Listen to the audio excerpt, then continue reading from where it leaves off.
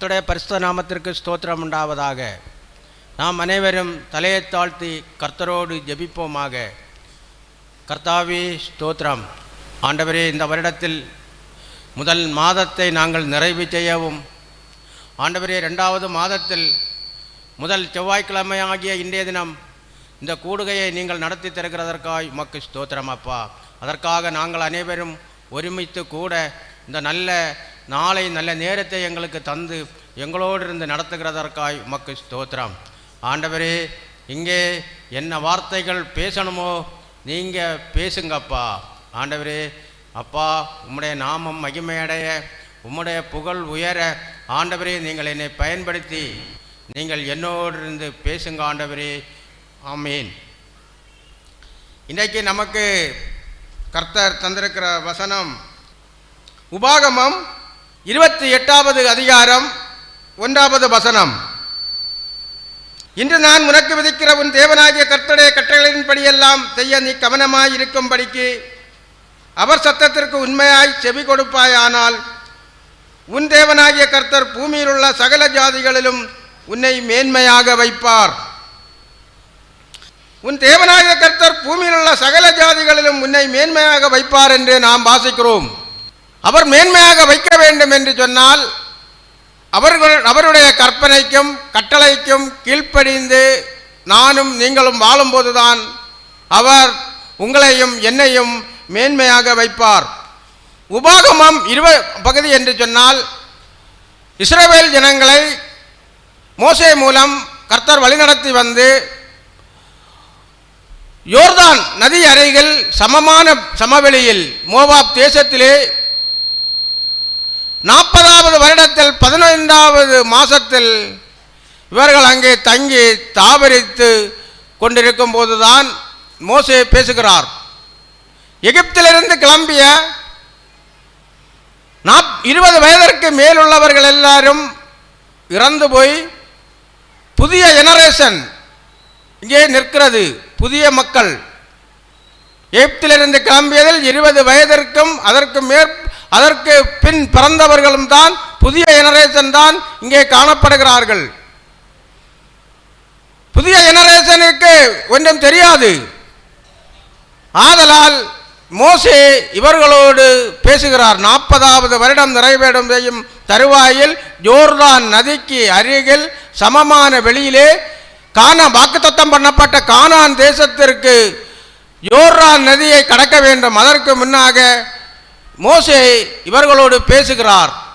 அந்த உபாகம பகுதி முழுவதும் மோசே இந்த வாலிபர்களோடு,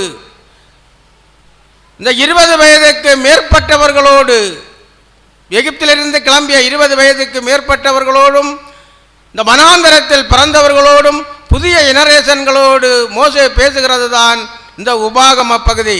அதில்தான் இங்கே உபாகமம் 28 1வது அதிகாரத்தில் உன் தேவனாகிய கர்த்தர் பூமியில் உள்ள சகல ஜாதிகளிலும் உன்னை மேன்மையாக வைப்பார். நாம் இங்கே மேன்மையாக வைத்த 3 நபர்களை இங்கே தியானிக்க போகிறோம். முதலாவது நபர் யோசுவா. யோசுவா 3வது அதிகாரம் 7வது வசனம். யோசுவா 3வது அதிகாரம் 7வது வசனம். கர்த்தர் யோசுவாவை நோக்கி, நான் மோசேயோடு இருந்தது போல உன்னோடும் இருக்கிறேன் என்பதை இஸ்ரவேல் எல்லாரும் அறியும்படிக்கு இன்று அவர்கள் கண்களுக்கு முன்பாக உன்னை மேன்மைப்படுத்துவேன். இஸ்ரவேல் ஜனங்களுக்கு முன்பாக நீ கர்த்தர் மோசேயோடு இருந்தது போல உன்னோடும் இருக்கிறார் என்று அறியும்படியாக உன்னை மேன்மைப்படுத்துவேன் என்று கர்த்தர் யோசுவாவோடு சொல்கிறார். மத்தேயு புதிய ஏற்பாட்டிலே மத்தேயு 28வது அதிகாரம் 20வது வசனம். நான் உங்களுக்கு கட்டளையிட்ட யாவையும் அவர்கள் கைக்கொள்ளும்படி அவர்களுக்கு உபதேசம் பண்ணுங்கள். இதோ உலகத்தின் முடிவு பரியந்தம் சகல நாட்களிலும் நான் உங்களுடனே கூட இருக்கிறேன் என்றார். ஆண்டவராகிய இயேசு கிறிஸ்து பரலோகம் போகும்போது பரமேறும் போகுது சொல்கிறார். அவர்களுடைய சீசர்கள் 11 பேரையும் அழைத்து சொல்கிறார், நான் உங்களுக்கு கட்டளையிட்ட யாவையும் அவர்கள் கைக்கொள்ளும்படி அவர்களுக்கு உபதேசம் பண்ணுங்கள். உலகத்தின் முடிவு பரியந்தம் சகல நாட்களிலும் நான் உங்களுடனே இருக்கிறேன் என்று சொல்கிறார். லூக்கா 14வது அதிகாரத்திலே 11வது வசனம் இவ்வாறாக சொல்கிறது, தன்னைத்தான் உயர்த்துகிறவன் எவனும் தாழ்த்தப்படுவான், தன்னைத்தான் தாழ்த்துகிறவன் உயர்த்தப்படுவான் என்றார். இங்கே மேன்மை அடைய வேண்டும், தேவனால் உயர்த்தப்பட வேண்டும் என்று சொன்னால் தன்னைத்தான் உயர்த்தக்கூடாது, தன்னைத்தான் தாழ்த்தி தேவனுக்கு கீழ்ப்படிந்து தேவனுடைய கட்டளைகளின்படியும் கற்பனைகளின்படியும் வாழ வேண்டும். அதைத்தான் இங்கே யோசுவா இங்கே செய்கிறார். யோசுவா மோசேயின் கண்களுக்கு முன்பாக கீழ்ப்படிந்து வாழ்ந்தவன். யோசுவா மோசேயின் கண்களுக்கு முன்பாக கீழ்ப்படிந்து வாழ்ந்தவன். யாத்திராகமம் 17வது அதிகாரம் 9-10 வசனங்களை நாம் வாசிக்கும் போது அமலேக்கியர்கள் யுத்தத்திற்கு வருகிறார்கள். அப்போது லட்சக்கணக்கான இளைஞர்கள் இருக்கிறார்கள். அந்த லட்சக்கணக்கான இளைஞர்கள் இருக்கும்போது மோசேக்கு இந்த யோசுவாவை தான் கண்களில் படுகிறது. யோசுவாவை பார்த்து மோசே சொல்கிறார், நீ ஜனங்களை தெரிந்தெடுத்து யுத்தத்திற்கு போ, அமலேக்கியரோட யுத்தத்திற்கு போ, நானும் ஊரும் ஆரோனுமாக மலை உச்சிக்கு போகிறோம், தேவனுடைய கோலை பிடித்துக் கொண்டிருக்கிறோம் என்று சொல்கிறார். அதற்கு யோசுவா எந்த மறுப்பும் தெரிவிக்காமல் மோசேயின் வார்த்தைக்கு கீழ்ப்படிந்து அமலேக்கியரோடு யுத்தத்துக்கு போகிறதை நாம் பார்க்கிறோம். யாத்திராகமம் 32வது அதிகாரத்தில் 17வது வசனத்தை நாம் வாசிக்கும் போது மோசே தேவனுடைய பர்வதத்திற்கு போயிருப்பார், 40 நாள் அங்கே தங்கியிருப்பார். 40 நாள் தாண்டி மோசே வரும்போது யோசுவா மலையிலே இருக்கிறார். மோசேயை காத்து அந்த மலையிலே இருக்கிற ஒரு மனிதனாக யோசுவாவை நாம் காண்கிறோம். 17வது வசனம் இவ்வாறு சொல்கிறது, ஜனங்கள் ஆரவாரம் பண்ணுகிறதை யோசுவா கேட்டு மோசேயை நோக்கி, பாளையத்தின் யுத்தத்தில் இரட்சம் உண்டாயிருக்கிறது என்றான். யோசுவா அங்கே இருக்கிறார். 40 நாள் மோசே தேவனிடத்தில் அந்த கற்பனைகளையும் கட்டளைகளையும் பெற்றுக்கொள்ள போயிருக்கிறான். ஆனால் இந்த 40 நாளும் யோசுவா மோசேயை காத்து அந்த மலை உச்சியிலே காத்திருக்கிறதை நாம் பார்க்கிறோம். இந்த வேத வசனத்தை படிக்கும்போது புரிந்து கொள்ளலாம். அப்படி மோசேக்கு கீழ்ப்படிந்து நாம் வாழ்கிறதை காணலாம். யாத்திராகமம் 33வது அதிகாரம் 11வது வசனத்தை நாம் பார்க்கும்போது, ஒருவன் தன் சிநேகிதனோடு பேசுவது போல கர்த்தர் மோசேயோடு முகமுகமாய் பேசினார். பின்பு அவன் பாளையத்துக்கு திரும்பினான். நூனின் குமாரனாகிய யோசுவா என்னும் அவனுடைய பணிவிடைக்காரனாகிய வாலிபன் ஆசரிப்பு கூடாரத்தை விட்டு பிரியாதிருந்தான். யோசுவா ஆசரிப்பு கூடாரத்தை விட்டு பிரியாதிருந்தான். அன்றைக்கு இஸ்ரவேல் ஜனங்கள் 40 வருடம் வனாந்தரத்திலே பிரயாணம் பண்ணி கொண்டிருக்கிறார்கள். அவர்களை மேகம் எங்கே நிற்கிறதோ அங்கே அவர்கள் பாளையம் இறங்க வேண்டும். மேகம் எப்போது எழும்புமோ, என்றைய காலகட்டத்தில் எழும்புமோ அவர்கள் அந்த இடத்திலிருந்து திரும்ப வேண்டும். அதனால் இவர்களுக்கு தேவாலயம் கிடையாது. தேவாலயம் இல்லாததினால்தான் ஆசரிப்பு கூடாரத்தை அமைத்து அந்த ஆசரிப்பு கூடாரத்தில் தான் தேவனை தொழுது கொள்ள வேண்டும். ஒரு இடத்திலிருந்து மறு இடத்திற்கு போகும்போது ஆசாரியர்கள் இந்த ஆசரிப்பு கூடாரத்தையும் உடன்படிக்கை பெட்டியையும் சுமந்து கொண்டு செல்ல வேண்டும். அப்படிப்பட்ட அந்த ஆசரிப்பு கூடாரத்தை விட்டு யோசுவா தேவ சன்னதியை விட்டு விலகாது இருந்த ஒரு மனிதனாக, தேவனுக்கு கீழ்ப்படிந்த மனிதனாக, மோசேக்கு கீழ்ப்படிந்த மனிதனாக நாம் பார்க்கிறோம். யோசுவா ஊழியக்காரன், தேவ சன்னதியில் வாழ்ந்தவன். யோசுவா 1வது அதிகாரம் 1வது வசனம். யோசுவா 1வது அதிகாரம் 1வது வசனம். கர்த்தருடைய தாசனாகிய மோசே மரித்த பின்பு கர்த்தர் மோசேயின் ஊழியக்காரனான நூனின் குமாரன் யோசுவாவை நோக்கி ஊழியக்காரனாக தொடங்குகிறான். மோசேயின் ஊழியக்காரனாக நாம் தொடங்குகிறதை பார்க்கிறோம். யோசுவா 1வது அதிகாரம் 1வது வசனத்தில்.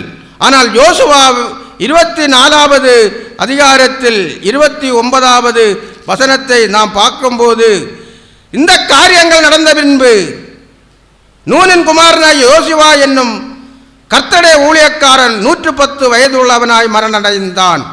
அவன் மரணமடையும் போது கர்த்தருடைய ஊழியக்காரன், ஒரு மோசேயின் ஊழியக்காரனாக பணிவிடைக்காரனாக இருந்தவன், அவன் 110 வயதாகி இறக்கும்போது அவன் கர்த்தருடைய ஊழியக்காரனாக உயர்ந்திருக்கிறதை நாம் பார்க்கிறோம். தாழ்மை என்பது மனிதருக்கு முன்பாக தாழ்ந்து வாழ்வது கிடையாது. தேவனுக்கு கீழ்ப்படிந்து தேவனுக்கு முன்பாக தாழ்ந்து தாழ்மையாக வாழ்வதுதான் தாழ்மை. மேன்மையை நாடாமல் யோசுவா விசுவாசத்தையே நாடினான். அவன் மேன்மையை நாடவில்லை, உயர்ந்த பதவிகளை விரும்பவில்லை. அவன் விசுவாசத்தை நாடின மனிதனாக நாம் யோசுவாவை பார்க்கிறோம். எண்ணாகமம் 14வது அதிகாரத்தை நாம் பார்க்கும்போது 6 முதல் 9 வசனத்தை நான் வாசிக்கிறேன். எண்ணாகமம் 14 அதிகாரம் 6 முதல் 9 வசனம். தேசத்தை சுற்றி பார்த்தவர்களில் நூனின் குமாரனாகிய யோசுவாவும் எப்புன்னேயின் குமாரனாகிய காலேபும் தங்கள் வஸ்திரங்களை கிழித்துக் கொண்டு இஸ்ரவேல் புத்திரரின் சமஸ்த சபையையும் நோக்கி, நாங்கள் போய் சுற்றி பார்த்து சோதித்த தேசம் மகா நல்ல தேசம். கர்த்தர் நம்மேல் பிரியமாயிருந்தால் அந்த தேசத்திலே நம்மை கொண்டு போய் பாலும் தேனும் ஓடுகிற அந்த தேசத்தை நமக்கு கொடுப்பார். கர்த்தருக்கு விரோதமாக மாத்திரம் கலகம் பண்ணாதிருங்கள். அந்த தேசத்தின் ஜனங்களுக்கு நீங்கள் பயப்பட வேண்டியதில்லை. அவர்கள் நமக்கு இரையாவார்கள். அவர்களை காத்த நிழல் அவர்களை விட்டு விலகி போயிற்று. கர்த்தர் நம்மோடு இருக்கிறார், அவருக்கு பயப்பட வேண்டியதில்லை என்றார்கள். கர்த்தர் மோசேயோடு செல்கிறார். 12 கோத்திரத்திலிருந்தும் 12 பேரை அழைத்து, நீங்கள் வாக்குத்தத்தம் பண்ணப்பட்ட கானான் தேசத்தை சுற்றி பார்க்க அனுப்புங்கள் என்று. அங்கே சுற்றி பார்த்துவிட்டு 10 பேர் வந்து துர்ச்செய்தியை பரப்புவார்கள்.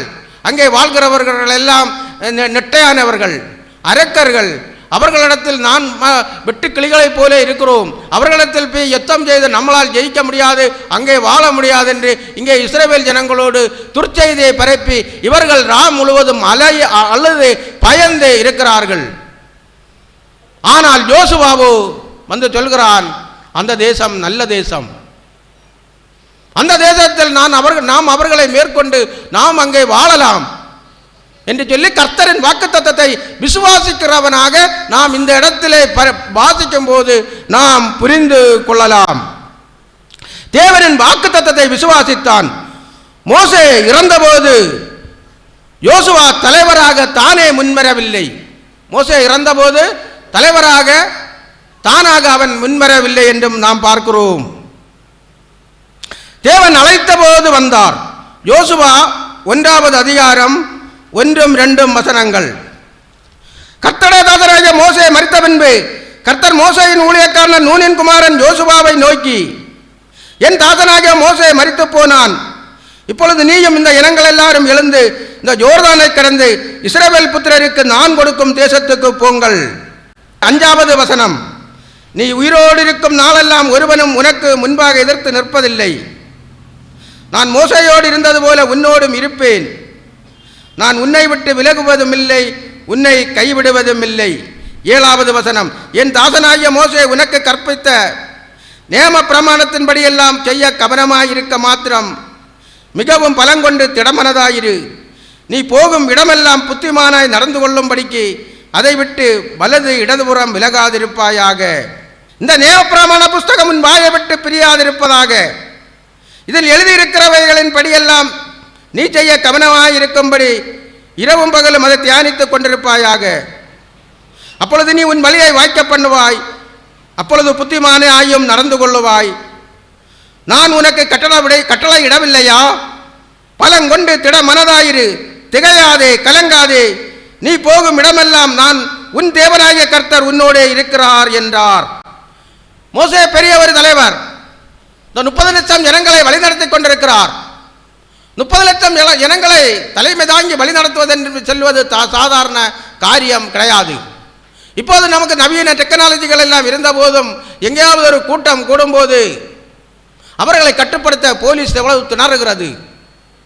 இப்போது ஒரு விஜய் ஒரு மாநாடு நடத்தின இடத்தில் 41 பேர் இறந்து போனதை நீங்கள் செய்திகளில் கண்டீர்கள், கேட்டீர்கள், பார்த்தீர்கள். அவ்வளவு பெரிய ஒரு தலைவனாக மோசே இந்த 30 லட்சம் ஜனங்களை நடத்தி கொண்டு வந்து மோசே இறந்து போகிறான். மோவாபின் சமவெளியிலே அவன் இறந்து போகிறான். அதன் பிறகு புதிய தலைவன் வேண்டும்.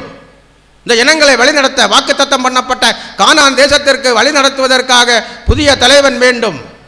அதற்காக யோசுவாவை கர்த்தர் போய் தெரிந்தெடுக்கிறார். யோசுவா தானாக போய் தலைமை பதவியை கேட்கவில்லை. கர்த்தர் தெரிந்தெடுத்து, நான் மோசையோடு இருந்தது போல உன்னோடும் நான் இருப்பேன், நீ இந்த நியம பிரமாண புஸ்தகத்தின்படி எழுதியிருக்கிறபடியே எல்லாம் கேட்டு படித்து அதன்படி தான் வாழ்ந்து கொள்ள வேண்டும். வலது புறமும் இடது புறமும் சாய்ந்து கொள்ளக்கூடாது, அதை விட்டு நீ பிரியக்கூடாது. இந்த நியம பிரமாணத்தினுடைய வார்த்தைகள் எல்லாம் உன் வாயிலே எப்போதும் இருக்க வேண்டும். உன்னை எதிர்த்து நிற்க யாரும் உன்முன் வரமாட்டார்கள். நீ தைரியம் கொள், திடன்கொள், நீ தைரியமாக நடந்து கொள் என்று யோசுவாவோடு கர்த்தர் பேசுகிறார். யோசுவாவுக்கு தைரியம் வேண்டும், அதற்காக பேசுகிறார். யோசுவா தன்னை உயர்த்தவில்லை, தேவன் உயர்த்த யோசுவா காத்திருந்தான். யோசுவா 3வது அதிகாரம் 7வது வசனம். கர்த்தர் யோசுவாவை நோக்கி, நான் மோசையோடு இருந்தது போல உன்னோடும் இருக்கிறேன் என்பதை இஸ்ரவேலர் எல்லாரும் அறியும்படிக்கு இன்று அவர் கண்களுக்கு முன்பாக உண்மை மேன்மைப்படுத்துவேன். யாத்ராகமம் 14வது அதிகாரத்திலே மோசே செங்கடலை 2ஆக பிளந்த கட்டாந்தரை வழியாக நடந்தது போல் இஸ்ரவேல் ஜனங்கள் எல்லாம் நடந்து வந்தார்கள். இங்கே யோர்தான் நதி, கானான் வாக்குத்தத்தம் பண்ணப்பட்ட கானான் தேசத்திற்கு போக வேண்டும். இந்த யோர்தான் நதியை தாண்டினால் கானான் தேசம். அதற்காக இங்கே கர்த்தர் யோசுவாவை மேன்மைப்படுத்த கர்த்தர் சொல்கிறார், நீங்கள் புறப்பட்டு செல்லும்போது உடன்படிக்கை பெட்டி ஆசாரியர்கள் போய் யோர்தான் நதியிலே ஆசாரியர்கள் இறங்கின உடனே உன்னை மகிமைப்படுத்துவேன் என்று சொல்கிறார். ஆசாரியர்கள் போய் கால் வைத்தார்கள். யோர்தான் நதி வெள்ளம் பெருக்காக இருக்கிறது, தண்ணீர் மேல் நோக்கி பிரிந்து போகிறது. இந்த 30 லட்சம் ஜனங்களும் கட்டாந்தரையில் நடந்தது போல நடந்து செல்கிறார்கள். இதை அந்த இஸ்ரவேல் ஜனங்கள் எல்லாரும் கண்டு யோசுவாவை மேன்மைப்படுத்துகிறார்கள். அதன் பிறகு யோசுவாவை தலைவராக எல்லோரும் ஏற்றுக்கொள்கிறார்கள். யோசுவாவும் தலைவனாக என்னோடு மோசையோடு இருந்தது போல தேவன் என்னோடும் இருக்கிறார் என்று யோசுவாவுக்கும் ஒரு நம்பிக்கை வருகிறது, ஒரு தைரியம் வருகிறது. அதனால் தான் இவன் யோசுவா இங்கே கானான் தேசத்திற்கு கொண்டு செல்வதற்கு ஒரு தைரியம் அவனுக்கு கிடைக்கிறது. 4வது அதிகாரம் 14வது வசனம். யோசுவா 4வது அதிகாரம் 14வது வசனம். அந்நாளிலே கர்த்தர் யோசுவாவை சகல இஸ்ரவேலரின் கண்களுக்கு முன்பாகவும் மேன்மைப்படுத்தினார். அவர்கள் மோசேக்கு பயந்திருந்தது போல அவனுக்கும் அவன் உயிரோடு இருந்த நாளெல்லாம் பயந்திருந்தார்கள். மோசேக்கு இடத்தில் எப்படி பயந்திருந்தார்களோ அதே போல இந்த யோசுவாவுக்கும் இடத்தும் எல்லாரும் பயந்திருக்கிறார்கள். அது ஏன்? கர்த்தர் அந்த யோர்தான் நதியை பிரித்து யோசுவாவை மேன்மைப்படுத்துகிறார். இங்கேதான் யோசுவா சகல இஸ்ரவேலர்கள் மத்தியில் மேன்மையாக இருக்கிறதை நாம் பார்க்கிறோம். இது ஏன் கர்த்தர் யோசுவாவை உயர்த்துகிறார்? அவர் தன்னைத்தான் யோசுவா உயர்த்தவில்லை. கர்த்தர் யோசுவாவை இஸ்ரவேல் எல்லாரும் முன்னிலும் உயர்த்தினார். நீதிமொழிகள் 22:4வது வசனம். நீதிமொழிகள் 22:4வது வசனம். தாழ்மைக்கும் கர்த்தருக்கு பயப்படுதலுக்கும் வரும் பலன் ஐஸ்வர்யமும் மகிமையும் ஈவனுமாம். தாழ்மைக்கும் தாழ்மையாய் வாழ்கிறது, கர்த்தருக்கு முன் தாழ்மையாய் வாழ்கிறது. கர்த்தருக்கு பயப்படுதலே நம்ம கர்த்தருக்கு தாழ்மையாக வாழ்கிறது கர்த்தர் முன். அதனால் வருகிற பலன் ஐஸ்வர்யம், மகிமை என்றால் மேன்மை ஈவனுமாம் என்று நீதிமொழிகளிலே நாம் இங்கே வாசிக்கிறோம். மனிதன் உயர்த்தினால் கொஞ்ச காலம்தான் நாம் உயரமாக வாழ முடியும். கர்த்தர் யோசுவாவை மேன்மைப்படுத்தினார். தலைமுறைகள் தோறும் வேதத்தை நாம் படித்து இன்றும் நாம் யோசுவாவின் மேன்மையை நான் படித்து கொண்டிருக்கிறோம் வேதத்தில். இது நடந்து 3500 வருடங்களுக்கு முன்பாக நடந்த சம்பவம். ஆண்டவராகிய இயேசு கிறிஸ்துவுக்கு முன் 2000 வருடங்களுக்கு முன்பாக ஆபிரகாமை கர்த்தர் அழைக்கிறார் கானான் தேசத்துக்கு. 12வது அதிகாரம் 16வது வசனத்திலே ஆபிரகாம் எகிப்துக்கு செல்கிறார். அது முதல் 430 வருடம் ஆபிரகாமுடைய சந்ததிகள் எகிப்திலே அடிமைகளாக இருப்பார்கள். 40 வருடம் மோசேயின் மூலம் வனாந்தரமாக அலைந்து திரிகிறார்கள். 470 வருடம் 30 வருடம் அதன் பின் கர்த்தர் யோசுவாவை கொண்டு இஸ்ரவேல் ஜனங்களை வழி நடத்துகிறார். 500 வருடம் இது நடந்தது. கிறிஸ்துவுக்கு முன் 1500 வருடத்திற்கு முன் நடந்த சம்பவத்தை இன்றும் நாம் யோசுவாவின் இந்த வேத வசனங்களை படித்து நாம் அவருடைய மேன்மையை உணர்ந்து கொண்டு இருக்கிறோம். அன்பானவர்களே, இனி நாம் தாவீதை குறித்து பார்ப்போம். 1 நாளாகமம் 29வது அதிகாரம் 10 முதல் 12 வசனம். தாவீது வயதாகிறது. சாலோமோனை அரசனாக நியமிக்கிறான். அதன் பிறகு தேவாலயம் கட்டுவதற்குரிய பொருட்களை எல்லாம் சாலோமோனிடத்தில் ஒப்படைத்து கொண்டு கடைசி காலத்தில் அவன் பேசுகிற வசனம்தான் இந்த வசனம். ஆகையால் தாவீது சபை அனைத்தின் கண்களுக்கு முன்பாகவும் கர்த்தருக்கு ஸ்தோத்திரம் செலுத்தி சொன்னது, எங்கள் தகப்பனாகிய இஸ்ரவேலின் தேவனாகிய கர்த்தாவே, சதா காலங்களிலும் தேவரீருக்கு ஸ்தோத்திரம் உண்டாவதாக. கர்த்தாவே, மாட்சிமையும் வல்லமையும் மகிமையும் ஜெயமும் மகத்துவமும் உம்முடையவைகள். வானத்திலும் பூமியிலும் உள்ளவைகள் எல்லாம் உம்முடையவைகள். கர்த்தாவே, ராஜ்யமும் உம்முடையது. தேவரீர் எல்லாருக்கும் தலைவராய் உயர்ந்திருக்கிறீர். ஐஸ்வர்யமும் கனமும் உம்மாலே வருகிறது. தேவரீர் எல்லாவற்றையும் ஆளுகிறவர். உம்முடைய கரத்திலே சத்துவமும் வல்லமையும் உண்டு. எவரையும் மேன்மைப்படுத்தவும் பலப்படுத்தவும் உம்முடைய கரத்தினால் ஆகும். தாவீது, ஆடு மேய்த்து கொண்டிருந்த தாவீது அரசனாக வாழ்ந்தவன். அவன் எல்லாம் வாழ்ந்து முடிந்த பிறகு சொல்கிறார், எவனையும் மேன்மைப்படுத்த உம்முடைய கரத்தினால் ஆகும். நாம் மேன்மையாக வாழ வேண்டும் என்று சொன்னால் நாம் இந்த வேதத்தை படித்து இந்த வேதத்தின்படிதான் நாம் வாழ வேண்டும். அப்போதுதான் என்னையா இருந்தாலும் உங்களையா இருந்தாலும் கர்த்தர் மேன்மைப்படுத்துவார். அப்போஸ்தலர் 13வது அதிகாரம் 22வது வசனம். பின்பு அவர் அவனை தள்ளி தாவீதை அவர்களுக்கு ராஜாவாக ஏற்படுத்தி, ஈசாயின் குமாரனாக தாவீதை என் இருதயத்துக்கு ஏற்றவனாக கண்டேன். எனக்கு சித்தமானவைகளை எல்லாம் அவன் செய்வான் என்று அவனை குறித்து சாட்சியும் கொடுத்தார். பவுல் அப்போஸ்தலர் இங்கே அப்போஸ்தலர் நிருபத்திலே எழுதியிருக்கிறார். பழைய ஏற்பாட்டை படித்துதான் இங்கே எழுதியிருக்கிறார். ஆகையால் நீங்கள் பழைய ஏற்பாடு வேண்டாம், புதிய ஏற்பாடு மட்டும்தான் படிப்போம் என்று நீங்கள் மனதில் எண்ணாதிருங்கள். பழைய ஏற்பாடு 76% இந்த பைபிளில் 76% பழைய ஏற்பாடு இருக்கிறது. 24% புதிய ஏற்பாடு இருக்கிறது. பழைய ஏற்பாடை படித்தால்தான் புதிய ஏற்பாடு நமக்கு புரியும். பழைய ஏற்பாட்டில் உள்ள சம்பவங்களை எடுத்துதான் இயேசு அதிகமாக பேசி இருக்கிறார். பவுலும் பழைய ஏற்பாட்டில் இருந்துள்ள பகுதிகளை எடுத்துதான் அதிகமாக இங்கே எழுதியிருக்கிறார். ஆகையால் பழைய ஏற்பாடு வேண்டாம் என்று யாரும் ஒதுக்காமல் இருங்கள். இங்கே பவுல் அப்போஸ்தலர் சொல்லியிருக்கிறார், தாவீதை என் இருதயத்துக்கு ஏற்றவனாக கண்டேன் என்று. கர்த்தர் தாவீதை என் இருதயத்துக்கு ஏற்றவன் என்று பைபிளிலே வேற எங்கேயும் நாம் படிக்கும்போது கர்த்தர் என் இருதயத்துக்கு ஏற்ற மனிதன் என்று யாரையுமே குறிப்பிடவில்லை. நாம் இந்த கன்வென்ஷன் பிரசங்கங்களில் பிரசங்கிகள் அவர்களெல்லாம் அதிகமாக பேசுவது இயேசுவை குறித்து, அதன் பிறகு தாவீதை குறித்து தான் அதிக பிரசங்கங்கள் பண்ணி கொண்டிருக்கிறார்கள். தாவீது அப்படி ஒரு உயர்த்தப்பட்ட மனிதன். அவன் ஆடு மேய்த்து கொண்டிருந்தான். அவன் ஏன் உயர்த்தப்பட்டான்? அவனுடைய தாழ்மைதான் அவன் கீழ்ப்படிதல் தாழ்மை உள்ளவனாக இருந்ததில்தான் அவன் உயர்த்தப்படுகிறான். நீதிமொழிகள் 3:34 இகழ்வோரை அவள் இகழ்கிறார், தாழ்மை உள்ளவர்களுக்கோ கிருபை அளிக்கிறார். இகழ்வோரை அவர் இகழ்கிறார், தாழ்மை உள்ளவர்களுக்கோ கிருபை அளிக்கிறார்.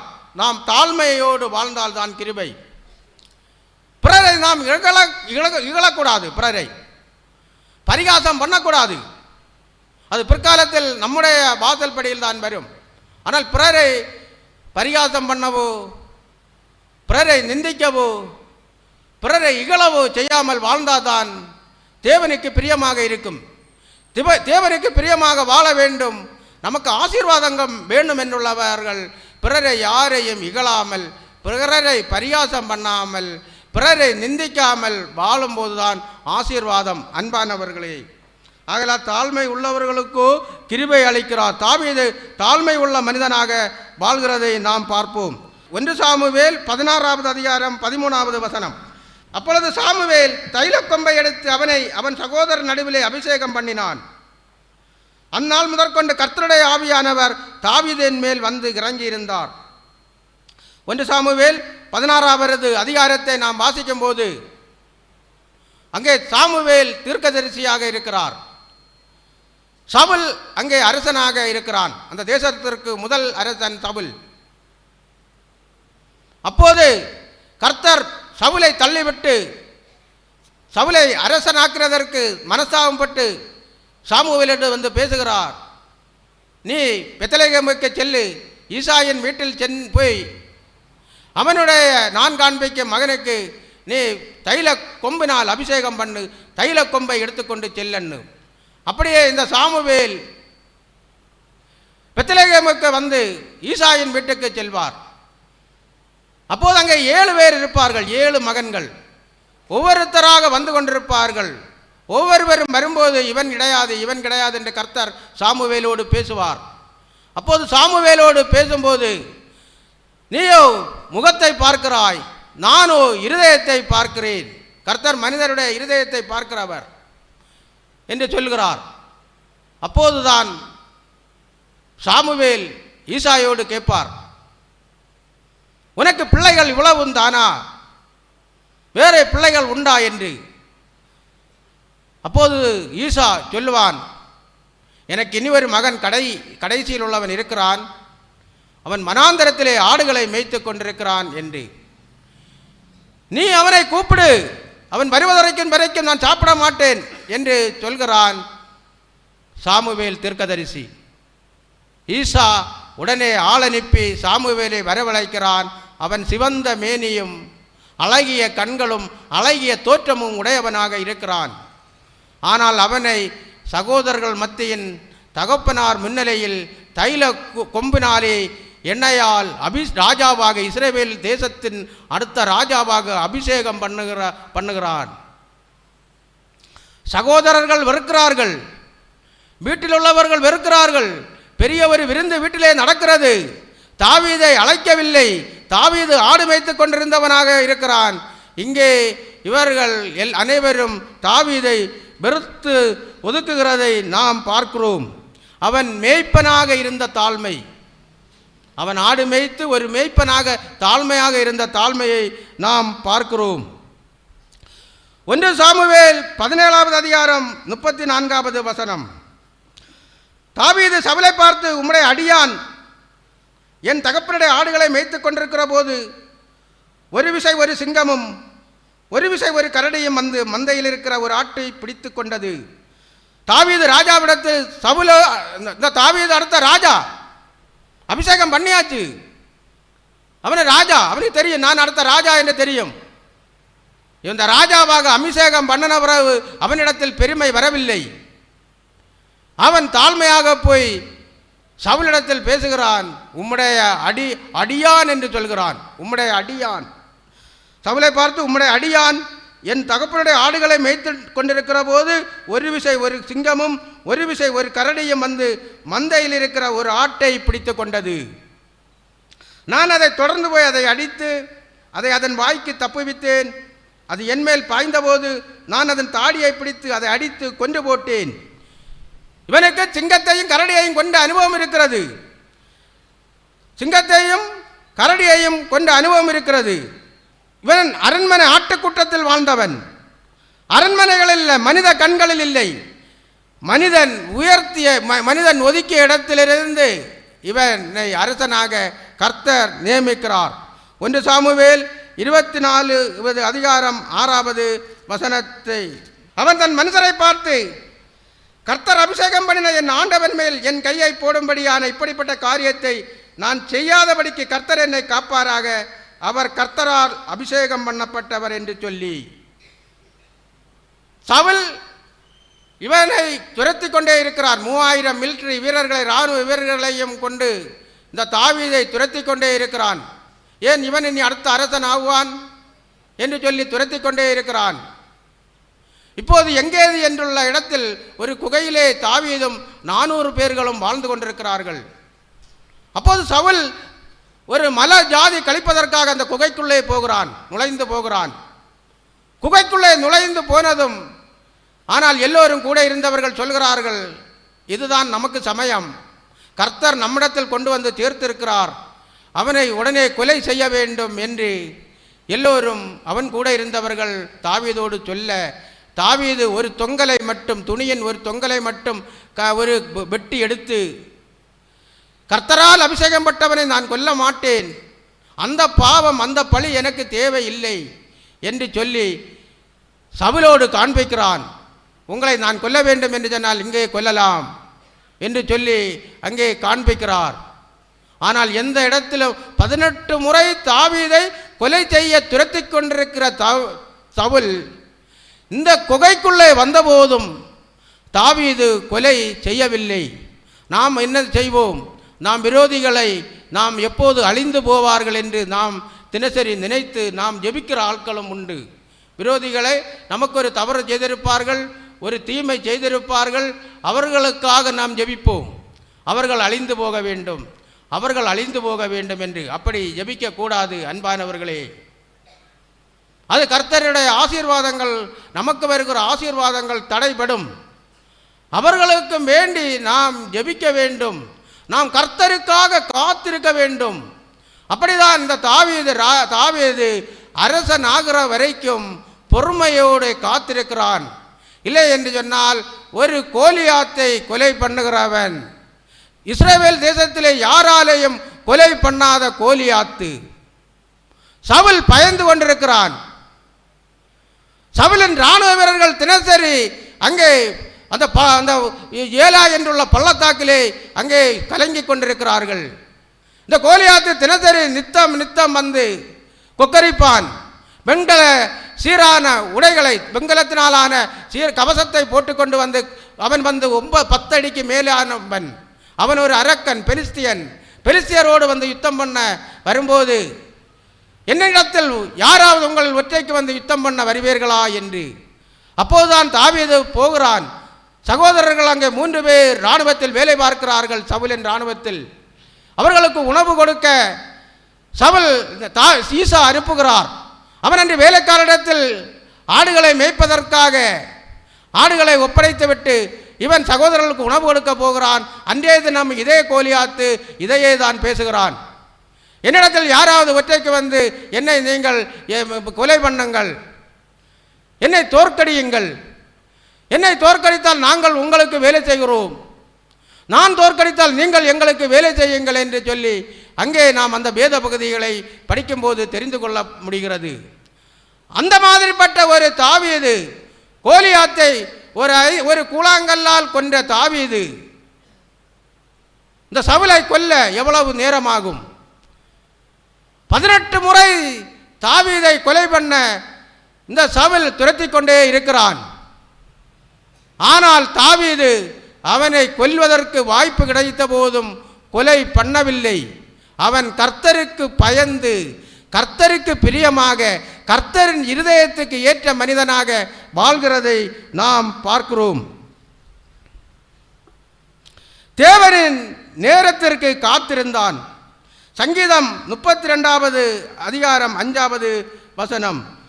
நான் என் அக்கிரமத்தை மறைக்காமல் என் பாவத்தை உமக்கு அறிவித்தேன், என் மீறுதல்களை கர்த்தருக்கு அறிக்கையிடுவேன் என்றேன். தேவரீர் என் பாவத்தின் தோஷத்தை மன்னித்தீர்.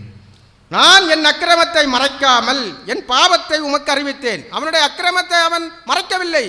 ஒரு அரசனாக இருந்த போதும் அவன் அக்கிரமத்தை மறைக்காமல் அவன் தேவனோடு மன்னிப்பு கேட்கிறான். சங்கீதம் 51:17 தேவனுக்கேற்கும் பலிகள் நொறுங்குண்ட ஆவிதான், தேவனே நொறுங்குண்டதுமான இருதயத்தை நீர் புறக்கணியீர். இங்கேயும் இவன் செய்த பாவத்திற்காக நெருங்குண்டதுமான இருதயத்தில் என்னை நீர் புறக்கணியாதீயும் என்று சொல்லி கெஞ்சி தேவனிடத்தில் மன்றாடுகிறதை, ஒரு அரசனாக இருந்த போதும் தேவனிடத்தில் மன்னிப்பு கேட்கிறதை நாம் பார்க்கிறோம். தேவனாக இருந்தபோதும் அவன், அரசனாக இருந்தபோதும் அவன் நியாயப்படுத்தவில்லை, தேவனுக்கு தாழ்ந்தான். தேவன் தாவீதை ராஜாவாக உயர்த்துகிறார். தேவனுக்கு தாழ்ந்ததனால் தேவன் ஆடு மேய்த்து கொண்டிருந்த ஒரு தாவீதை இஸ்ரவேல் தேசத்துக்கு ராஜாவாக உயர்த்துகிறார். சங்கீதம் 78, 70, 71 வசனம். தம்முடைய தாசனாகிய தாவீதை தெரிந்து கொண்டு ஆட்டுத் தொழுவலங்களிலிருந்து அவனை எடுத்தார். கரவலாடுகளின் பின்னாக திரிந்த அவனை தம்முடைய ஜனமாகிய யாக்கோபையும் தம்முடைய சுதந்திரமாகிய இஸ்ரவேலையும் மேய்ப்பதற்காக அழைத்து கொண்டு வந்தார். கரவலாடுகளின் பின்னாக திரிந்த அவனை தம்முடைய ஜனமாகிய யாக்கோபையும் தம்முடைய சுதந்திரமாகிய இஸ்ரவேலரையும் மேய்ப்பதற்காக ஒரு ராஜாவாக கொண்டு வந்ததை நாம் இங்கே பார்க்கிறோம். ஆட்டுக்கூட்டத்திலிருந்து சிங்காசனத்திற்காக உயர்த்துகிறதை பார்க்கிறோம். மனிதன் உயர்த்தவில்லை, தாவீதை மனிதன் உயர்த்தவில்லை, தேவன் உயர்த்துகிறார். 2 சாமுவேல் 5வது அதிகாரம் 12வது வசனம். கர்த்தர் தன்னை இஸ்ரவேலின் மேல் ராஜாவாக திடப்படுத்தி தம்முடைய ஜனமாகிய இஸ்ரவேலின் நிமித்தம் தன்னுடைய ராஜ்யத்தை உயர்த்தினார் என்று தாவீது கண்டறிந்த போது, இங்கே நாம் பார்க்கிறோம், கர்த்தர் தன்னை இஸ்ரவேலின் மேல், கர்த்தர் தான் உயர்த்துகிறார், இஸ்ரவேலின் மேல் ராஜாவாக திடப்படுத்தி தம்முடைய இனமாகி இஸ்ரவேலின் நிமித்தம் தன்னுடைய ராஜ்யத்தை உயர்த்தினார் என்று தாவீது கண்டறிகிறதை நாம் பார்க்கிறோம். 2 சாமுவேல் 7வது அதிகாரம் 16வது வசனம். உன் வீடும் உன் ராஜ்யமும் என்றென்றைக்கும் உனக்கு முன்பாக ஸ்திரப்பட்டிருக்கும், உன் ராஜாசனம் என்றைக்கும் நிலை பெற்றிருக்கும் என்கிறார் என்று சொன்னார். உன் வீடும் உன் ராஜ்யமும் என்றென்றைக்கும் எனக்கு முன்பாக ஸ்திரப்பட்டிருக்கும், உன் ராஜாசனம் என்றைக்கும் நிலை பெற்றிருக்கும் என்கிறார் என்று சொன்னார். தாவீதின் வம்சத்திலே தான் இயேசு கிறிஸ்து வருகிறார். அதுதான் இந்த வசனம். தாவீதின் வம்சத்தில் இயேசு கிறிஸ்து வருகிறார். இயேசு கிறிஸ்து சிங்காசனத்திலே ராஜாவாக இருந்து நம்மளை பூமியில் உள்ள அனைவரையும் ஆளுகை செய்து கொண்டிருக்கிறார். யாக்கோபு 4:6. அவர் அதிகமான கிருபை அளிக்கிறாரே, ஆதலால் தேவன் பெருமை உள்ளவர்களுக்கு எதிர்த்து நிற்கிறார், தாழ்மை உள்ளவர்களுக்கோ கிருபை அளிக்கிறார் என்று சொல்லியிருக்கிறது. சவுல் பெருமையை நாடினான், தாழ்ந்து போனான். சவுல் ராஜா பெருமையை நாடினான், தாழ்ந்து போனான். ஆனால் தாவீது தாழ்மையை நாடினான், ராஜாவாக உயர்த்தப்பட்டான். நாம் தாழ்மையாக வாழ்ந்து நாம் அனுதினமும் தாழ்மையாக நடக்கும்போது நம்மளை உயர்த்துவது, சமுதாயத்தில் மேன்மைப்படுத்துவது தேவனுடைய செயல். இனி எஸ்தர் அதிகாரத்தில் எஸ்தரை பார்ப்போம். எஸ்தர் என்று சொன்னால் நட்சத்திரம். எஸ்தர் என்று சொன்னால் நட்சத்திரம். இந்த சம்பவம் நடக்கிறது கிறிஸ்துவுக்கு முன் 465வது வருடத்தில் நடக்கிறது. கிறிஸ்துவுக்கு முன் 465வது வருடத்திலே தான் நடக்கிறது இந்த சம்பவம்.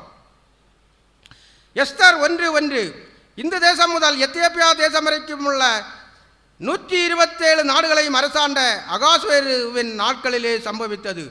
இந்த அகாஸ்வேரு ராஜா இங்கே அரசாண்டு கொண்டிருக்கிறான். அவனுடைய மனைவி மகாராணி. இவன் 127 தேசத்துக்கு ராஜா, பெரிய ராஜா. இந்தியா முதல் எத்தியோப்பியா வரை உள்ள ஒரு தேசத்துக்கு ராஜாவாக இவன் அரசாண்டு கொண்டிருக்கிறான் இந்த அகாஸ்வேரு ராஜா. இவனுடைய மனைவி வஸ்தி. ஆனால் இந்த வஸ்தி அகாஸ்வேரு ராஜாவுக்கு கீழ்ப்படியவில்லை.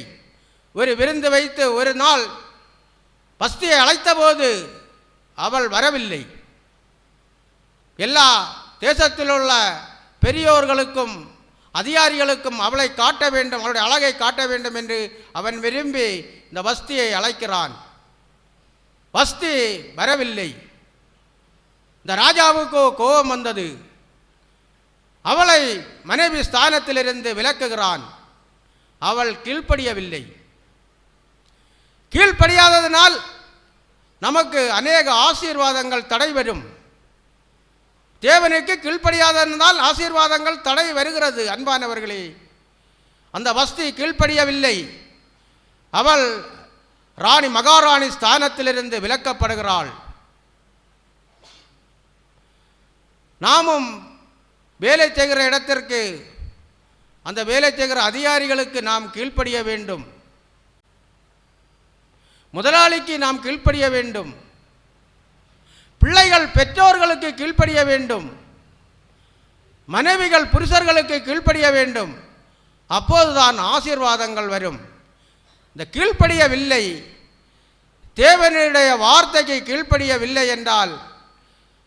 நம்முடைய ஆசீர்வாதங்கள் எல்லாம் தடையாக வரும், ஆசீர்வாதங்கள் வராது. நான் இப்போது என்னுடைய செங்கல்சூளையிலே ஒரு கிட்டாச்சிக்கு ஆப்ரேட்டரை நான் வேலைக்கு எடுத்தேன். வேலைக்கு எடுத்தபோது நான் அவனிடத்தில் கொஞ்சம் நேரம் பேசினேன். அப்போது அவன் சொன்னான், நான் ஒரு கொலை கேஸில் சிக்கி இருக்கிறேன் என்று. ஏன்? கொலை செய்துவிட்டு வந்தவர்கள் நான் பைக்கில் போகும்போது நிறுத்தி என் பைக்கில் ஏற்ற வேண்டும் என்று சொன்னார்கள். நான் ஏற்றினேன். அப்போது சிசிடிவி கேமராவில் போலீஸ் பார்த்து என்னையும் அந்த கேஸில் சேர்த்து கொண்டது என்று சொன்னான். தன் தாயின் தகப்பனாரும் பிரிந்து வாழ்கிறார், இவர்கள் கஷ்டத்தில் வாழ்கிறார்கள் என்று என்னிடத்தில் பேசினான். நான் அப்போது பரிதாபம் கொண்டு கோட்டலிலே ரூம் கொடுத்தேன் தங்குவதற்கு. தினசரி வீடு நாகர்கோவில், செங்கல்சூளையிலும் இடம் இருக்கிறது தங்குவதற்கு. இவனிடத்தில் நான் பரிதாபப்பட்டேன், செய்யாத குற்றத்திற்கு இவன் இப்படி கேஸில் சிக்கி இருக்கிறானே என்று. கொஞ்ச நாளைக்கு முன்னாடி நான் போய் ஒரு நாள் வேலை செய்து கொண்டிருக்கும் போது கொஞ்சம் பக்கெட்டிலிருந்து தண்ணி இவன் தவறாக வேலை செய்து தண்ணி பெருக்கெடுத்தது. அப்போது நான் கேட்டேன், நீ அங்கே மண்ணை மறைக்க விட்டாலும் வேலையை சரியாக செய்யவில்லை, இங்கே லோடு பண்ண விட்டாலும் சரியாக பண்ணவில்லை என்று இவ்வளவு தான் கேட்டேன், வேறு ஒன்றுமே நான் கேட்கவில்லை. உடனே கிட்டாச்சை விட்டு இறங்கி அவன் அப்படியே போனான். கீழ்ப்படியவில்லை, ஒரு முதலாளிக்கு கீழ்ப்படியவில்லை. அவருடைய ஆசீர்வாதங்கள் தடை வரும். இதான் ஆசீர்வாதங்கள் தடை வர காரணம், கீழ்ப்படியாததுனால். இந்த வஸ்தி இங்கே கீழ்ப்படியாததுனால் மகாராணி 127 தேசத்துக்கும் உள்ள ஒரு மகாராணி பதவியை இழந்து போகிறாள். ஆனால் அகாஸ்வேரு ராஜாவுக்கு ஒரு ராஜாத்தி தேவை, அடுத்த ராஜாத்தி அவருக்கு தேவைப்படுகிறது. ஆனால் 127 தேசத்துக்கும் சுற்றறிக்கை அனுப்புகிறார், கன்னி பெண்கள் இங்கே வர வேண்டும். இது சூசான் அரண்மனையிலே நடக்கிற சம்பவம், சூசான் அரண்மனையிலே நடந்து கொண்டிருக்கிற சம்பவம். சூசான் அரண்மனை என்றால் இன்றைய ஈரான் தேசத்திலே அன்றைக்கு பாரசீக தேசம் இருந்த சூசான் அரண்மனையிலே நடந்த சம்பவம். அப்போது அவர் 127 தேசத்துக்கும் சுற்றறிக்கை அனுப்பி பெண்கள், அழகான இளமையான கன்னி பெண்கள் இங்கே வருகிறார்கள். எஸ்தர் 2வது அதிகாரம் 5வது வசனம் முதல் 7வது வசனம் வரை. அப்பொழுது சூசான் அரண்மனையிலே பென்யமீனியனாகிய கீசின் குமாரன், சீமையினுடைய மகனாகிய யாவீரின் குமாரன் மொர்தகாய் என்னும் பேருள்ள ஒரு யூதன் இருந்தான். அவன் பாபிலோன் ராஜாவாகிய நேபுகாத்நேச்சார் யூதாவின் ராஜாவாகிய எகோனியாவை பிடித்து கொண்டு போகிற போது அவனோடு கூட எருசலேமிலிருந்து பிடித்து கொண்டு போகப்பட்டவர்களில் ஒருவனாயிருந்தான். அவன் தன் சிறிய தகப்பன் குமாரத்தி ஆகிய எஸ்தர் என்னும் மக்தாளை வளர்த்தாள். அவளுக்கு தாய் தகப்பன் இல்லை. அந்த பெண் ரூபவதியும் சௌந்தரியமுடவளுமாயிருந்தாள். அவள் தகப்பனும் அவள் தாயும் மரணமடைந்த போது மொர்தகாய் அவளை தன் குமாரத்தியாக எடுத்துக்கொண்டான். எகோனியாவை பிடித்துக்கொண்டு சிறைபிடித்து கொண்டு யூதயா தேசத்திலிருந்து பாபிலோன் தேசத்திற்கு நேபுகாத்நேச்சார் போகிறார். இது நடக்கிறது கிறிஸ்துவுக்கு முன் 597வது வருடம். 2 ராஜாக்கள் 24வது அதிகாரம் 15வது வசனத்தை வாசிக்கும் போது இதை அறிந்து கொள்ளலாம். யோயாக்கீமின் மகன் யோயாக்கீன், அவன் பெயர் தான் எகோனியா. இந்த யோயாக்கீன் தான் எகோனியா. 1 நாளாகமம் 3வது அதிகாரம் 16வது வசனத்தை வாசிக்கும் போது இதை அறிந்து கொள்ளலாம். எஸ்தர் தாய் தந்தையை இழந்தவள், ஒரு அனாதை பெண், அனாதையானவள், தாய் தந்தையை இழந்தவள். அவளை அரவணைத்து வளர்த்துகிறது மொர்தகாய். எஸ்தர் 2வது அதிகாரம் 8வது வசனம். ராஜாவின் கட்டளையும் தீர்மானமும் பிரசித்தமாகி அநேகம் பெண்கள் கூட்டப்பட்டு சூசான் அரண்மனையில் உள்ள ஏகாயின் வசத்தில் ஒப்புவிக்கப்படுகிற போது எஸ்தரும் ராஜாவின் அரண்மனைக்கு அழைத்து கொண்டு போகப்பட்டு ஸ்திரீகளை காவல் பண்ணுகிற ஏகாயின் வசத்தில் ஒப்புவிக்கப்பட்டாள். இவளும் ராஜாவுக்கு மகாராணி ஆக வேண்டும் என்று ஆசைப்பட்டு, இவள் தாய் தந்தை இழந்தவள், அனாதை, ஒரு வசதியும் இல்லாதவள். கிறிஸ்துவுக்கு முன் 597வது வருஷத்திலே இவர்களை சிறைபிடித்து கொண்டு போய் அதன்புற 70 வருஷம் தாண்டி சிறையிருப்பிலிருந்து மீண்டு இஸ்ரவேல் யூதா தேசத்துக்கு போகிறார்கள். அதன் பின் அங்கே வாழ்ந்து கொண்டிருக்கிறார்கள். அங்கே வீடுகள் கட்டி அங்கே வாழ்ந்து கொண்டிருக்கிறார்கள். இது எகோனியாவோடு கூட போனவர்களுடைய தலைமுறை பிள்ளைகள், 3வது தலைமுறையாக இருக்கும். புரிந்து கொள்ளுங்கள். இது நடக்கிற சம்பவம் கிறிஸ்துவுக்கு முன் 465வது வருடத்தில் தான் இந்த சம்பவம் நடக்கிறதை நாம் பார்க்கிறோம். சுமார் 465 35 97 135 வருடங்கள் தாண்டிதான் நேபுகாத்நேச்சர் சிறைபிடித்து கொண்டு போனதுக்கு அப்புறம் 135 வருடங்கள் தாண்டிதான் இந்த சம்பவம் நடக்கிறது. அன்பானவர்களே, 2வது அதிகாரம் 15வது வசனம். எஸ்தர் 2வது அதிகாரம் 15வது வசனம். மொர்தெகாய் தனக்கு குமாரத்தியாய் ஏற்றுக்கொண்டவளும் அவன் சிறிய தகப்பனாகிய அபியாயேலின் குமாரத்தியுமான எஸ்தர் ராஜாவிடத்தில் பிரவேசிக்கிறதற்கு முறை வந்தபோது அவள் ஸ்திரீகளை காவல் பண்ணுகிற ராஜாவின் பிரதானியாகிய ஏகாய் நியமித்த காரியமே அல்லாமல் வேறொன்றும் கேட்கவில்லை. இவர்களுக்கு வீடு கொடுக்கிறார்கள், தங்குவதற்கு உடை கொடுக்கிறார்கள். இவர்களுக்கு ஒரு வருடம் பியூட்டி, அழகாக வாழ்வதற்குள்ள அழகாவதற்குள்ள ட்ரீட்மெண்ட் கொடுக்கிறார்கள். அதற்குரிய உணவு, இந்த அழகு பொருட்களை கொடுக்கிறார்கள். ஆனால் இந்த எஸ்தரோ என்று சொன்னால் அவர்களை கவனிக்கிற ஏகாய் என்ன கொடுக்கிறானோ அதை வாங்கி அதற்கு அவனோடு எதிர்த்து பேசவோ, அது வேண்டும் இது வேண்டும் என்றும் கேட்கவோ அமைதியான ஒரு பெண்ணாக, தாழ்மையான ஒரு பெண்ணாக, ஏகாய்க்கு கீழ்ப்படிந்து வாழக்கூடிய பெண்ணாக, மொர்தெகாய்க்கு கீழ்ப்படிந்து வாழக்கூடிய ஒரு பெண்ணாக, தாய் தந்தையை இழந்து அனாதை பெண்ணாக நாம் இங்கே பார்க்கிறோம். 2வது அதிகாரம் 20வது வசனம். எஸ்தர் மொர்தெகாய் தனக்கு கற்பித்திருந்தபடி தன் பூர்வோகத்தரத்தையும் தன் குலத்தையும் தெரிவிக்காதிருந்தாள். எஸ்தர் மொர்தெகாய் இடத்திலே வளரும்போது அவன் சொற்கேட்டு நடந்தது போல இப்பொழுதும் அவன் சொற்கேட்டு நடந்து வந்தாள். ஏனென்றால் தாழ்மையாக இருந்தபோது மொர்தெகாய் என்ன சொன்னானோ, எப்படி வாழ்ந்தாளோ அதே போலதான் இவள் ராணியான 127 தேசத்துக்கும் மகாராணியாக ஆகிறாள். இந்த 127 தேசத்துக்கும் மகாராணி ஆகும்போதும் ஆன பிற்பாடும் அவளுக்கு தலைக்கணமோ பெருமையோ இல்லாமல் அந்த மொர்தெகாயின் வார்த்தைக்கு கீழ்ப்படிந்து வாழ்கிறதை நாம் பார்க்கிறோம். நீதிமொழிகள் 3வது அதிகாரம் 5-6. உன் சுய புத்தியின் மேல் சாயாமல் உன் முழு இருதயத்தோடும் கர்த்தரில் நம்பிக்கையாயிருந்து உன் வழிகளிலெல்லாம் அவரை நினைத்துக்கொள், அப்பொழுது அவர் உன் பாதைகளை செவ்வைப்படுத்துவார். இந்த எஸ்தர் அவளுடைய சுய புத்தியின் மேல் சாய்ந்து பெருமையாக வாழாமல் இவள் மகாராணியாக அகாஸ்வேரு ராஜாவுக்கு மனைவியாக 127 தேசத்துக்கும் ஒரு மகாராணியாக வந்தபோதும் இந்த மொர்தெகாய்க்கு கீழ்ப்படிந்து வாழுகிறவளாக நாம் இந்த வேதத்தை வாசிக்கும் போது நாம் அறிந்து கொள்ளலாம்.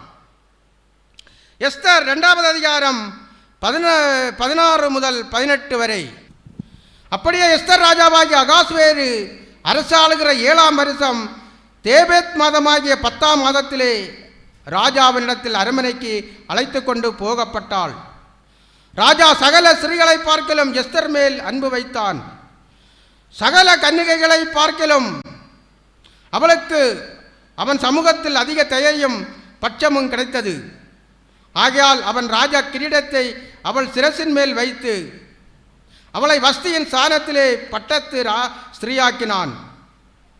அப்பொழுது ராஜா தன்னுடைய எல்லா பிரபுக்களுக்கும் ஊழியக்காரருக்கும் எஸ்தரின் நிமித்தம் ஒரு பெரிய விருந்து செய்து நாடுகளுக்கு சலக்கரணை உண்டாக்கி ராஜ்ய ஸ்திரீக்கு தக்க வெகுமானங்களை கொடுத்தான். வெகுமானம் என்று சொன்னால் மேன்மை, வெகுமானம் மேன்மை. இங்கே எஸ்தர் மேன்மையாக ஒரு மகாராணியாக உயர்த்தப்படுகிறதை நாம் பார்க்கிறோம். யோசுவா ஒரு மோசேயின் ஊழியக்காரனாக இருந்து கர்த்தரின் ஊழியக்காரனாக உயர்த்தப்பட்டதையும் தாவீது ஆடு மேய்த்து கொண்டிருந்த தாவீது, வனாந்தரத்திலே ஆடு மேய்த்து கொண்டிருந்த தாவீது, தகப்பனாலும் சகோதரர்களாலும் வெறுக்கப்பட்ட தாவீதை அவன் தாழ்மையாக வாழ்ந்ததினால், அவன் பழிக்கு பழி வாங்காதவனாக, கர்த்தருக்கு ஏற்ற இருதயம் உள்ளவனாக வாழ்ந்ததினால் இஸ்ரவேல் தேசத்திற்கு ராஜாவாக உயர்த்தப்படுகிறான். இங்கே எஸ்தரோ வென்றால் தாய் தந்தையை இழந்த அனாதை பெண். அவருக்கு உதவி செய்ய யாருமே கிடையாது. ஆனால் முருதகாய்க்கும் அவளுக்கு அவங்க அழகு ட்ரீட்மெண்ட் கொடுக்கக்கூடிய ஏகாய் வசத்திலும் கீழ்ப்படிந்து தாழ்மையாக வாழ்கிறதை நாம் பார்க்கிறோம். இவர்கள் 3 பேரையும் பார்க்கும்போது இவர்கள் கீழ்ப்படிந்தவர்களாக, கடவுளுக்கு உண்மை உள்ளவர்களாக, பிறருக்கு தீமை செய்யாமல், பெருமை கொள்ளாமல் தாழ்மையாக வாழ்ந்ததனால் இவர்கள் 3 பேரும் உயர்த்தப்பட்டதை பார்க்கிறோம். நாம் உயர வேண்டும் என்று சொன்னால் நம்மளால் ஒன்றுக்குமே முடியாது. அது கர்த்தரால் வரும் ஆசீர்வாதம். அவருடைய ஆசீர்வாதம் இல்லாமல் உயர்கிறது கொஞ்ச காலம். அவர் ஆசீர்வதித்தால் தலைமுறை தலைமுறையாக ஆசீர்வாதமாக வாழலாம். ஆனால் நாம் இந்த வேதங்களை கற்று, இந்த வேத வசனத்திற்கு கீழ்ப்படிந்து, நாம் பிறரை பொறாமை கொள்ளாமலும் பிறரை பரிகாசம் பண்ணாமலும் நாம் மனம் திரும்ப வேண்டும். நாம் மனம் திரும்பி நாம் பிறருக்கு தீமை செய்யாமல் புதிய மனிதர்களாக வாழ வேண்டும் என்று கடவுளோடு ஆசைப்பட்டு கேட்டாலே கடவுள் என்னையும் உங்களையும் கடவுளுக்கு பிரியமாக வாழ, என்னையும் உங்களையும் மேன்மைப்படுத்த அவராலே ஆகும். ஆமீன். நாம் அனைவரும் ஒன்று நாம் ஜெபம் பண்ணுவோமாக. கர்த்தரோடு நாம் ஜெபிப்போமாக. கர்த்தாவே ஸ்தோத்திரம் அப்பா.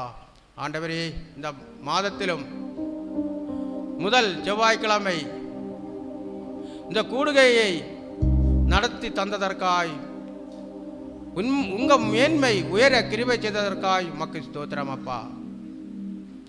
நாங்கள் எங்களுக்கு மேன்மை ஒன்றும் வேண்டாம் ஆண்டவரே. இந்த கூடுகை நடத்ததினால் எங்களுக்கு மேன்மை வேண்டாம். இங்கே வந்திருக்கிறவர்களை எல்லாம் மேன்மைப்படுத்துங்கப்பா. இங்கே யார் யார் உம்மை தேடி உம்முடைய சமூகத்தில் வந்திருக்கிறார்களோ அவர்களை மேன்மைப்படுத்தும் போது ஆண்டவரே உங்களுக்கும் மேன்மை வரும். ஆண்டவரே ஏசப்பா, உங்கள் மேன்மை வரும், உங்களுக்கும் மேன்மை வரும் அப்பா. இங்கே வந்திருக்கிறவர்கள் எல்லாரையும் மேன்மைப்படுத்துங்கப்பா. ஆண்டவரே, எங்கள் ஸ்டேஜில் இருக்கிறவர்களையும் இங்கே கூடி வந்திருக்கிறவர்களையும் ஆண்டவரே, ஒலிபெருக்கிகள் மூலம் கேட்கிறவர்களையும் கர்த்தாவே அப்பா, மற்றும் இணையதளத்தின் மூலம் மொபைல்களிலும் டிவிகளிலும் பார்த்து கொண்டிருக்கிறவர்களையும் அனைவரையும் மேன்மைப்படுத்துங்கப்பா. யோசுவாவை மேன்மைப்படுத்தின தேவனே, எங்களை மேன்மைப்படுத்துங்கப்பா.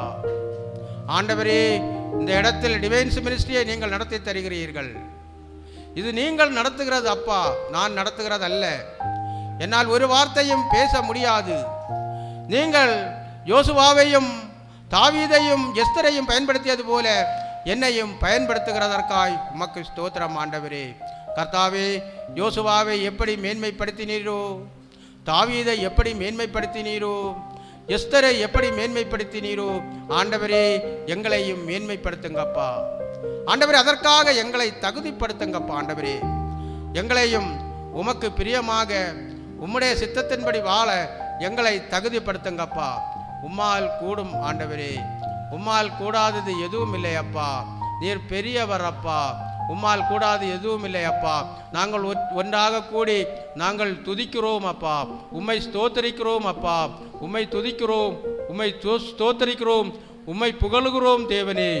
ஆண்டவரே, பரலோகத்தின் தேவனே, நீங்கள் எங்களோடு இருந்து எங்களை நடத்துகிற ஆண்டவரே, இங்கே வந்திருக்கிற ஒருவரும் வெக்கப்பட்டு போகாதபடி ஆண்டவரே எல்லா குடும்பங்களையும் ஆசீர்வதித்து எல்லா குடும்பங்களையும் மேன்மைப்படுத்துங்கப்பா. எல்லா குடும்பங்களையும் எல்லா மனிதர்களையும் மேன்மைப்படுத்துங்கப்பா. ஒருத்தரும் வெக்கப்பட்டு போகிறது ஆண்டவரே. சுகம் இல்லாதவர்களுக்கும் சுகம் கொடுங்கப்பா. இன்றைக்கு ஒரு சாட்சி சொல்ல நீர் கிருபை செய்தீர் ஆண்டவரே.